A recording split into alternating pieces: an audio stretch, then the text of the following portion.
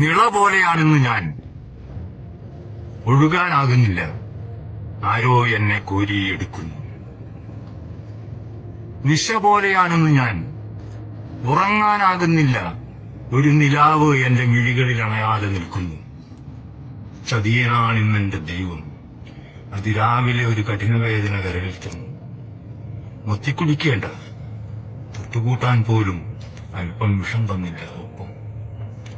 ഹേ ബാംസുരി, നിന്റെ ഇടറിയ ജപസ്തുതി ഇനിയും എന്റെ കാതിൽ പകരരുത്. വസന്തം എങ്ങനെയാണെങ്കിൽ പൂക്കളോട് പോലും ഞാൻ കലഹിച്ചു പോകും.